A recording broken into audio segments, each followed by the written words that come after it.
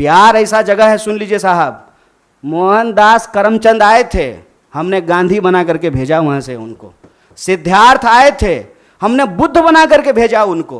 बात यह है कि ये जानबूझ करके हिंसा भड़काते हैं। मेरा इस बात पे जोड़ है, और वो इस बात को अपने व्हाट्सएप के इको चैम्बर से फैलाते हैं कि मोदी जी का अवतार इस देश का भला करना चाहता है, और ये जो बिका हुआ विपक्ष है वो चाहता ही नहीं है कि इस देश का भला हो। मीडिया के सभी साथियों और आपके चैनल के माध्यम से, आपके यूट्यूब चैनल के माध्यम से सुन रहे आप सभी दर्शकों का अभिनंदन करता हूं। और हमारे दो वरिष्ठ साथियों ने न सिर्फ आज बल्कि लगातार जब से ये योजना घोषित की गई है, भारतीय राष्ट्रीय कांग्रेस का पक्ष रख रहे हैं। मैं भारतीय राष्ट्रीय कांग्रेस का एक साधारण कार्यकर्ता हूं, उसके साथ साथ मैं बिहार का रहने वाला हूं। शायद ये पहला मौका है कि मैं आप तमाम लोगों के सामने स्पष्ट तरीके से यह बात रखना चाहता हूं कि मैं ऐसे परिवार से आता हूं, हमारे परिवार में रिश्तेदारी में 16 लोग आर्म फोर्सेस की नौकरी करते हैं। मैं ऐसे परिवार से आता हूं जिसको शहीद का परिवार कहा जाता है। इंसर्जेंसी में हमारे एक भाई की शहादत हुई है, उन्होंने अपना सर्वोच्च बलिदान दिया है। और आप सबके चैनल पे भी मैं यही देख रहा हूँ कि सब लोग यही कह रहे हैं कि सबसे ज़्यादा हिंसा बिहार में भड़क रही है। मैं इस बिंदु पे आपसे कुछ बात करना चाहता हूँ। पहली बात तो ये कि हम लोग मार्केटिंग नहीं करना जानते हैं। हमको लगता है कि सेना का, देश के सर्वोच्च सम्मान का, ये मार्केटिंग करने का चीज़ नहीं है। लेकिन आप एक एक मंत्रियों का बयान सुन करके देख लीजिए। जो लोग अग्निपथ योजना का फ़ायदा गिना रहे हैं, ऐसा लग रहा है कि कोई चीज़ वो बेचने की कोशिश कर रहे हैं। जैसे सेल्समैन की भाषा होती है ना, वाह मेगा बम्पर ऑफर चल रहा है, आपको 20 लाख रुपया भी मिल जाएगा, 4 साल में आप रिटायर भी हो जाएंगे, फिर आपको रिजर्वेशन भी मिल जाएगा। इस भाषा की मानसिकता को समझने का प्रयास कीजिए। ऐसा लगता है कि रेलवे स्टेशन के बाहर कोई चूहा मारने की दवा बेच रहा हो। साहब आप मंत्री हैं, आप सबसे पहले देश की जनता को ये बताइए कि इस योजना की ज़रूरत क्या है। हर साल जब 50,000 से ज़्यादा भर्तियां और नियमित भर्तियां, जिसमें टीए भी है, डीए भी है, पेंशन भी है, सेंट्रल स्कूल में एडमिशन का भी प्रावधान है, रेलवे का भी टिकट मिलेगा, हवाई जहाज़ का भी टिकट मिलेगा, और अगर सर्वोच्च बलिदान आप देते हैं, आपको शहादत होती है, तो आपके परिवार का भी ख्याल रखा जाएगा। इन तमाम बातों को छोड़ करके मंत्री कह रहे हैं कि आपको 20 लाख रुपया मिल जाएगा इस उम्र में। ये वही भाषा नहीं है कि प्रधानमंत्री जी बोले थे कि काला धन वापस आ जाएगा तो आपके खाते में 15 लाख रुपया मिल जाएगा। मिल गया क्या 15 लाख रुपया? जिस खाते में 15 लाख रुपया मिलने वाला था ना, उसी खाते में 20 लाख रुपया भी मिलेगा। इस मानसिकता को समझने की ज़रूरत है, और इसीलिए हम लोग इस योजना की ज़रूरत पे सवाल उठा रहे हैं। जब देश में एक नियमित भर्ती प्रक्रिया है, 2014 में देश बना है, उससे पहले क्या आर्मी में लोग बहाल नहीं होते थे? क्या हमारे पास जो एक प्रक्रिया नहीं थी, उस प्रक्रिया को ख़त्म करने का कारण क्या है? तब सरकार के कुछ दावे बताए जा रहे हैं। दावा क्या है? दावा ये है कि हम चाहते हैं कि हमारे देश के नौजवानों को रोजगार मिले। ये तो आप चाह रहे हैं, ये आप वादा भी कर चुके हैं कि हर साल आप 2 करोड़ नौकरी देंगे। उस 2 करोड़ नौकरी को छोड़ करके पीएमओ ने अभी ट्वीट किया कि हम 10 लाख रोजगार देंगे। साहब अगर आप रोजगार देने के लिए सीरियस होते, 28 लाख पोस्ट जो हैं वो सिर्फ सेंट्रल गवर्नमेंट में रिक्त पड़ा हुआ है, और आप स्टेट गवर्नमेंट में जाकर के देख लीजिए, भर्तियां नहीं की जा रही है। हकीकत क्या है? हकीकत ये है कि ये असली बात देश की जनता से छुपाना चाहते हैं। असली बात क्या है? आप सब लोगों को याद है कि जब नोटबंदी की गई तो यह दावा किया गया कि इसके बाद नक्सलवाद समाप्त हो जाएगा, आतंकवाद समाप्त हो जाएगा। कल ही जो है एक सब इंस्पेक्टर की फिर से टारगेटिंग किलिंग की गई है। नक्सलवाद की घटनाएं हो रही हैं, आतंकवादी घटनाएं लगातार हो रही हैं। अगर नोटबंदी करने के बाद आतंकवाद समाप्त हो जाता तो पुलवामा की घटना कौन करके गया है, कैसे पुलवामा की घटना हुई है? तो ये दावा करते हैं। जब उस दावे का आप पड़ताल करेंगे तो आपके ऊपर ही आरोप लगाना शुरू कर देंगे। एक व्हाट्सएप मैसेज घूम रहा है जिसमें कहा जा रहा है कि जिस भी योजना का कांग्रेस विरोध कर रही हो, ऐसा आप मान लीजिए कि वो योजना सही है। कांग्रेस के विरोध करने से आप चलते हैं? आप सत्ता में बैठे हुए मोदी जी, आपके ऊपर देश की जनता ने भरोसा किया है। विपक्ष के भड़काने से लोग भड़क जाते, विपक्ष की कही हुई बात लोग मान लेते तो प्रधानमंत्री मोदी जी होते। इस देश के लोगों ने मोदी जी के ऊपर भरोसा किया। और मैं याद दिलाना चाहता हूं कि ये वही नौजवान हैं, ये उस वक्त हिंसा नहीं किए जब इनके माँ बाप हजारों किलोमीटर पैदल चल करके अपने घर गए। ये वही नौजवान हैं, ये तब भी हिंसा नहीं किए जब उनके परिवार को ऑक्सीजन नहीं मिल रहा था और वो तरप तरप करके जान दे रहे थे। ये तब भी हिंसा नहीं किए जब आपने हर साल 2 करोड़ नौकरी नहीं दी। मैं देश की सरकार से, भारतीय राष्ट्रीय कांग्रेस की तरफ से यह अपील करना चाहता हूं कि ये कोना कोना कौन कोना सोतली पुतो कोना खेलना बंद कीजिए। आप हकीकत में बताइए कि रियलिटी क्या है। क्या आपने विपक्ष को पूछा? आपने विपक्ष को पूछा कि हम कोई योजना ला रहे हैं? आपने कोई पार्लियामेंट्री कमेटी की मीटिंग की? या आपने नौजवानों को पूछा कि हम आपका भलाई करना चाहते हैं किसानों की तरह, और नौजवान कहते हैं कि हमको ये भलाई नहीं चाहिए? इस मनोदशा को समझिए साहब। हम ऐसे गांव से आते हैं, ऐसे इलाके से आते हैं, कोई ऐसा साल नहीं गुजरता है साहब कि हमारे इलाके में कोई शहादत ना हुई हो। हमारे इलाके में लोगों के पास महज नौकरी नहीं है सेना, हम जानते हैं इस बात को। जब किसी परिवार में किसी बच्चे को सेना की नौकरी मिलती है, पूरे इलाके में उनका सम्मान होता है। और दुख के साथ साथ जब एक पार्थिव शरीर गांव आता है, आंखों में आंसू होने के बावजूद उस इलाके का सीना गर्व से चौड़ा हो जाता है कि हमारे बच्चे ने जो है देश के लिए सर्वोच्च सम्मान दिया है। सेना का सवाल देश की सुरक्षा का सवाल है, आप इसको मजाक मत बनाइए। और एक बात हमारे साथी भी कह रहे हैं, आप तमाम मीडिया लोग भी इसको बोल रहे हैं कि उसमें से 25% लोगों को, साहब 25% नहीं, अप टू 25%, ध्यान रखिएगा, ये है सेल्समैन मेगा बम्पर ऑफर की मानसिकता। अप टू 25% क्या होता है? मतलब 25% की भी गारंटी नहीं है। ये मत समझिए आप कि उसमें से एक को दे ही देंगे नौकरी। बहुत चालाकी से टर्म्स एंड कंडीशन लिख दिया है, अप टू 25%। और इसमें ये कितना गंभीर है, इस गंभीरता का आप अंदाजा लगाइए कि अभी आए हुए 3 दिन हुए हैं घोषणा किए हुए, 2 मेजर अमेंडमेंट हो चुका है, और जो फायदा गिनाए जा रहे हैं वो फायदा तो पहले से है। सेना में, आर्म फोर्सेस में, पैरामिलिट्री में भर्ती होने की मैक्सिमम आयु 25 वर्ष है। 25 वर्ष से ज़्यादा में तो आप बहाल ही नहीं हो सकते हैं। उसके बाद अलग अलग रैंक पे आप कितना समय तक सेवा देंगे वो पहले से निर्धारित है।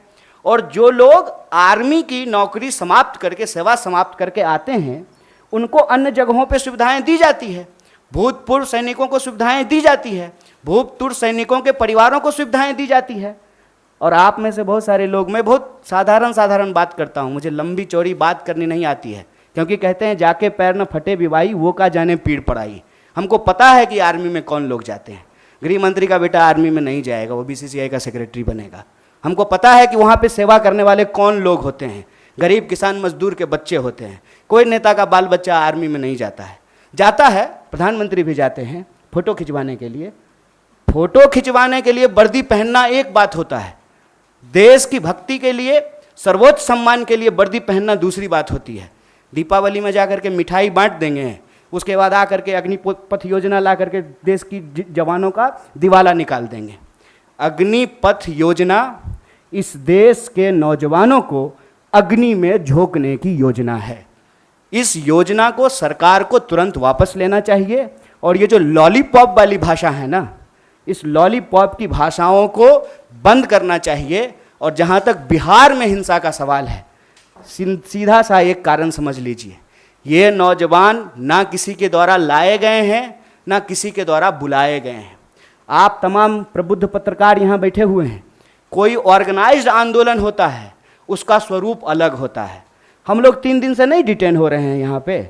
हमारा ऑफिस छावनी नहीं बना हुआ है। हम लोग आते हैं, पुलिस पकड़ करके हमको ले जाती है, कोई हिंसा नहीं होती है, कुछ भी नहीं होता है। उसमें हिंसा क्यों हुआ है? क्योंकि वहाँ नौजवानों का सब्र जो है पानी सर से ऊपर चला गया है। और एक बात और जान लीजिए, जो हमारा बेरोजगारी दर है देश का, बिहार का बेरोजगारी दर डबल है साहब। जहां के मजदूर, बिहार का मजदूर जाता है ना हरियाणा और पंजाब में धान काटने के लिए, बिहार के ही लोग आते हैं ना दिल्ली में काम करने के लिए, बिहार के ही लोग जाते हैं ना महाराष्ट्र में काम करने के लिए। जहां एम्प्लॉयमेंट नहीं है वहां के लोग ऑलरेडी विस्थापित होते हैं। ये जो बच्चे हैं ये उस उम्मीद में अपने गांव में रह रहे हैं, दौड़ रहे हैं जाड़ा गर्मी बरसात, सड़कों पे, मैदानों में, रेत पे, कि इनको किसी दिन सेना में सेवा देने का मौका मिलेगा। ये मौका इनसे जब छीना जा रहा है तो इनका सब्र टूट गया है। लेकिन मैं इन तमाम नौजवानों से भी एक अपील करना चाहता हूँ, दोस्त, हम किसान के बच्चे हैं और हमारे माँ बाप ने इस सरकार को झुकाया है, इस सरकार को बताया है कि ये देश गांधी का देश है और गांधी के देश में सत्य और अहिंसा से ही कोई लड़ाई जीती जा सकती है। इसीलिए भारतीय राष्ट्रीय कांग्रेस की तरफ से इस आंदोलन का पूर्णतः समर्थन करते हुए सरकार से यह अपील करते हैं कि इसको वापस लीजिए और नौजवानों से अपील करते हैं कि देश की संपत्ति को मत जलाइए, मत जलाइए, क्योंकि कल को आपको वही संपत्ति इसी प्रधानमंत्री से बचाना भी है। क्योंकि देश की संपत्ति ये दोस्त को बेचने वाले हैं, ये हमारे आपके टैक्स के पैसे की संपत्ति है। इसकी रक्षा कीजिए, सत्य और अहिंसा के रास्ते पे चलिए।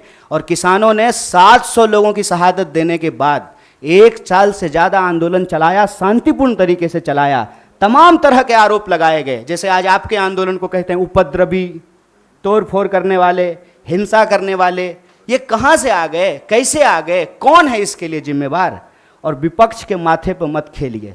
विपक्ष की बात जनता अगर सुन रही होती तो आप देश के प्रधानमंत्री नहीं होते। इसलिए प्रधानमंत्री होने के चलते मैं आपसे अपील करता हूं कि इस योजना को आप वापस लीजिए। बहुत बहुत धन्यवाद, बहुत बहुत शुक्रिया।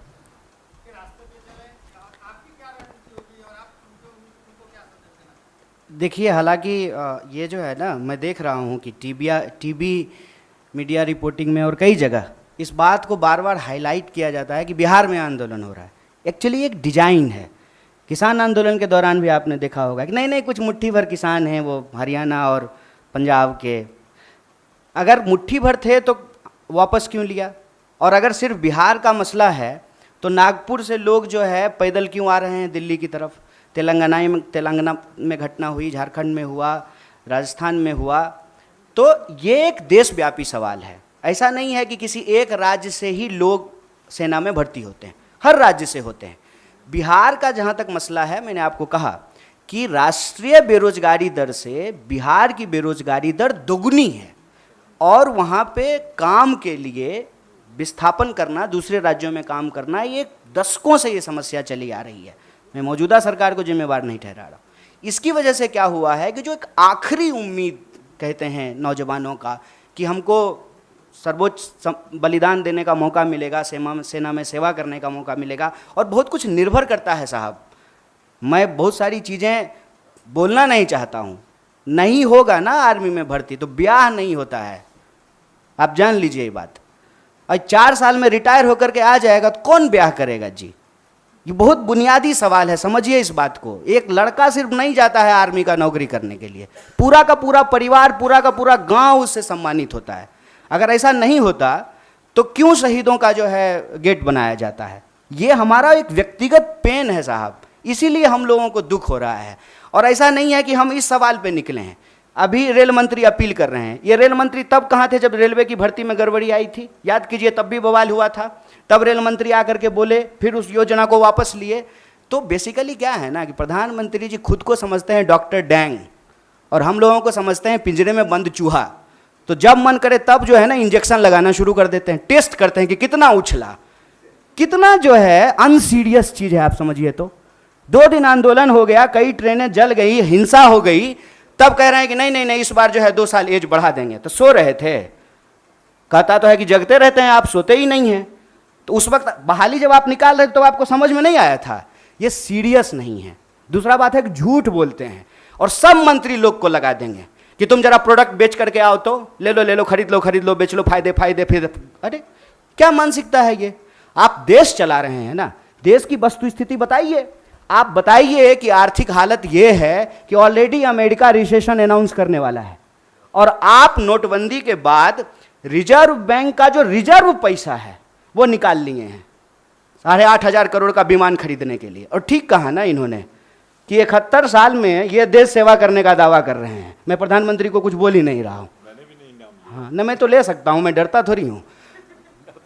हाँ वही कह रहे हैं, क्यों नहीं ले सकते हैं कि आप सेवा कर सकते हैं और हम सेवा के लायक नहीं हैं। और उस ड्रोन का क्या हुआ जिससे वो कहीं देश में गड़बड़ी देख लेते हैं ड्रोन से आजकल? तो ड्रोन क्या था, छुट्टी पे था कि उसका बैटरी खराब हो गया था? क्यों नहीं ड्रोन भेज करके देख लिए कि क्या हो रहा है देश में? बात यह है कि ये जानबूझ करके हिंसा भड़काते हैं। मेरा इस बात पे जोर है और वो इस बात को अपने व्हाट्सएप के इको चैम्बर से फैलाते हैं कि मोदी जी का अवतार इस देश का भला करना चाहता है। और ये जो बिका हुआ विपक्ष है वो चाहता ही नहीं है कि इस देश का भला हो। देखिए मोदी जी किसानों का भला करना चाहते थे, किसान को भलाई लेने ही नहीं दिया। अब जवानों का भला करना चाहते हैं, ये जवानों को भलाई नहीं लेने देना चाहता है। विपक्ष हमको इतना सुनता है, विपक्ष को इतना। बिहार की किसी भी जनता को कोई संदेश देने का जरूरत नहीं है। बिहार ऐसा जगह है, सुन लीजिए साहब, मोहनदास करमचंद आए थे, हमने गांधी बना करके भेजा वहां से उनको। सिद्धार्थ आए थे, हमने बुद्ध बना करके भेजा उनको। हमारा काम नहीं है हिंसा करना। अगर हिंसा हो रही है इसके लिए सरकार जिम्मेवार है। और ये अग्निपथ योजना देश के युवाओं को अग्नि में झोंकने की योजना है। तो मैं बिहार के नौजवानों से यही कहूँगा, रे भाई इतना रिस्क लिए हो तुमको पता है। और आपको एक बात और मैं बताऊँ, आप लोग इसको नोट कीजिएगा, जो लोग आर्मी का तैयारी करता है ना, वो डर से जुलूस प्रदर्शन में नहीं जाता है कि पुलिस केस हो जाएगा तो हमेशा के लिए नौकरी नहीं ले पाएंगे। तो ये वो नौजवान हैं जिनको ऑलरेडी ये लग चुका है कि हमको नौकरी ये सरकार अब नहीं देगी, अब बहुत कुछ हो गया। तो मैं उनको कहता हूं कि चलिए नौकरी के लिए आप संघर्ष कीजिए, लेकिन जहां आप नौकरी करेंगे वो तो वही रेलवे है, वही सरकारी संपत्ति है, उसको कोई नुकसान मत पहुंचाइए। और सत्याग्रह के रास्ते पे चल कर के ही, सत्य और अहिंसा के रास्ते पे चल कर के ही कोई आंदोलन जीता जा सकता है।